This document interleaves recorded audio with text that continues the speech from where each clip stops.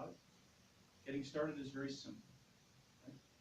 All they need is a copy of your driver's license, proof of insurance, credit card with a refundable $500 deposit at delivery, and I'll introduce you to our financial service manager.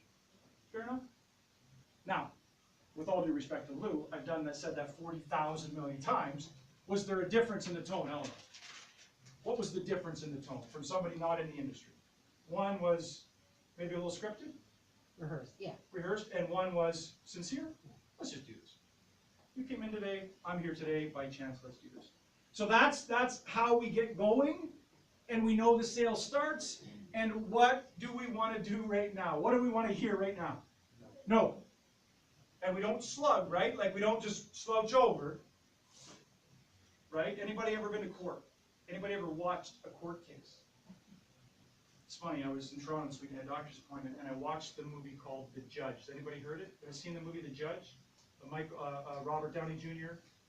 My son. Robert Duvall. Oh, great movie. But anyway, the theme of the story is very simple. The dad and the son, Robert Duvall and Robert Downey Jr. are estranged. The mother dies. The family comes back together. The dad's a judge for 100 years in a small little community, hits somebody, and the son's a big shooter lawyer in a big city whose marriage is on the rocks, blah, blah, blah. Anyway, they come together. And the dad doesn't want him to represent him, so he hires this hick-kind lawyer to represent him.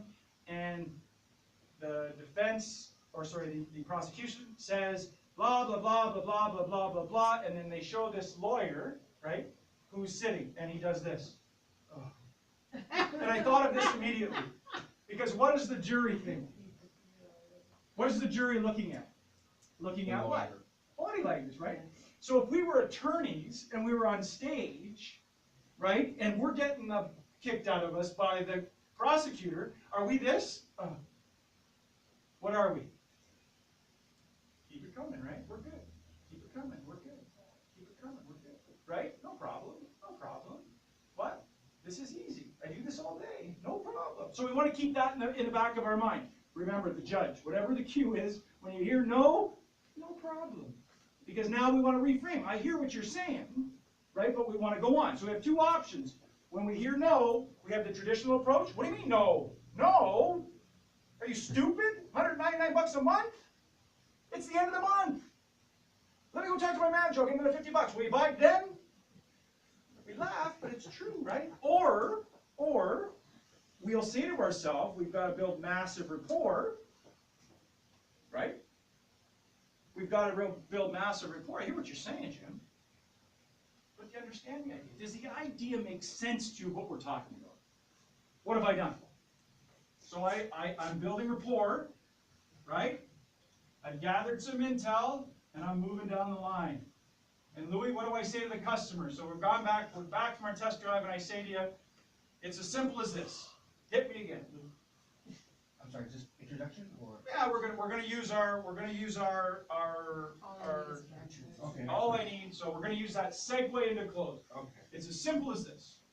It's as simple as this. All I need is a driver's license, valid insurance, and a refundable $500 deposit, and we can get started. Fair enough. Fair enough? Fair enough. And I say no. I hear you. Whoa, but where am I now? You're off the line. Jesus, merciful. I'm way up here. No. My goal is to do what? Right down. And I do that by reframing. Reframing means I'm going to ask you a question, right? Right? I'm going to ask you a question. I'm going to ask permission. So the first thing I'm going to do is acknowledge and say, I what? I hear you. I hear you. Yeah. Can I ask you a question? Now hit me. Go ahead. I hear you. Can I ask you a question? Does the idea make sense? Say Todd. Todd, I hear you. No. Todd. Todd, I hear you. I hear you. Can I ask you a question? Can I ask you a question? Certainly. Does that give sense to you? Of what we're doing today? Does the idea make sense to you? Do you understand the idea? Right? I'm sorry, get it one more time. Does the idea make sense to you? Do you understand the idea? Does the idea make sense to you? Do you understand the idea? Do you understand the idea? One more time. Do you understand the idea? Does it make sense to you? Perfect. See the difference? See, even his head gesture changed. See that? Like he was leaning forward. So does the idea make sense to you? Do you understand the idea? So we've got to go sense first, Does the idea make sense to you? And then we're looking for some confirmation, right? So does the idea make sense to you? Do you understand the idea? What am I doing, guys? I'm just building what? Rapport. Am I trying to sell them a car at this point? No. You have to get them back on the line. I gotta get you back. So if you say, we know 90% of the time, they're gonna say yes. Yeah, of course the idea makes sense from going from a 2002 Magentas with 347,000 K to a 2015 makes sense. It might be way too much money yet, and they're probably not gonna buy the car yet, but what does it allow me to do? Allow you to continue with your presentation. It allows me to continue with my presentation, right? So I've reframed, and now I'm back on the line. Now I can continue to go where? I can continue with my presentation, right? So again, that's the important part. So when I say it's as simple as, and I hear the word no, we must say, I hear you. Acknowledge you hear them, ask the question. Can I ask you a question? Do you understand the idea? Does the idea make sense? Or sorry, do you understand? Does the idea make sense to you? Sense first. Does the idea make sense to you? Do you understand the idea? Right? Always, always, and with the proper tone as if not as if, because you do care, right? That's what you want to know. Remember this too, the customer, when you first pitch and they say no, are they anxious or are they very relaxed, normally? Why are they anxious? They're waiting to get. They're waiting for the sale to close, right? It's like being at a resort. You go to that timeshare for the free dinner. Oh, when are they going to ask me for the money? So, again, do we want to be overly certain with them at this point? Do we want an energy level way up here jumping up and down like a kangaroo? No, we just want to come across as reasonable people. Remember in the close, what were the three closes, Luke? Secrecy? No. Come on, guys. Certainty. And then reasonability. And when I ask you, does the idea make sense to you? Do you understand the idea? What tone am I looking for there? You're just reasonable guys, right? It's so important. It's so important. Other dealerships aren't talking about this, right? They're worried about the sunshine and the traffic, whether the balloons are on the car. So again, remember, we want to make sure that we control the pace by identifying where the customer's at. Normally, they're not going to be at a real good level at that point, all right?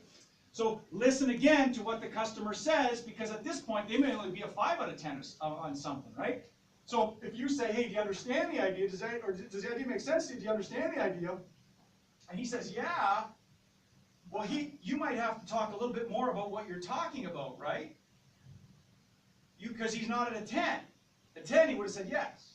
So you want to loop back and just retouch on again. You know, Jim, there's more to operating the automobile than just your car payment. Would you agree that the cost of insurance, I mean, gas prices are low today, but they're not going to continue to be that low. And then the incremental cost of repair, again, you'd agree, all goes into the total of operation. Yes? Fair enough? And the customer's going to say what? Yes. And what did I get again? Another yes. Now I can move down the road. You know, Jim, getting started is really easy. Like I mentioned before, all I need is a bum, bum, bum, bum, and bum. If I get a no again, am I on or off the line? I'm off the line again. Holy crap. Right? So I'm off the line again. What happens now? What haven't we done yet? We've talked about what? Remember, we want to keep our powder dry, right? So our presentation is short, we're quick, we're professionals, so we're moving quickly. At this point, we probably talked about the car, the options of the car. We talked a little bit about the financial benefit, because part of our job is recommending financial advice for consumers who are in the market for an automobile, making a sound financial decision. So now we've got to go, hey, listen, if they like the car, which they probably do, we've got to get down to us, right? So here's where we make it that metaphor I talked to you about, right? So if he said no, right, and we got him back on by asking him a question, does the idea make sense to you? Do you understand the idea? And he says, yeah. Should I continue to talk? Or if he says, yeah, should I try to close again? What did I say? You may want to review a little bit about what just came out of you. So if you're talking about the cost of ownership, touch on the ownership again, short, and then say, getting started is very simple. All I need is a copy of your insurance, or a copy of your driver's license, proof of insurance, and we can get into seeing Miss Hewitt. Fair enough? You know, no. Okay, so we're off the line again. Are we paying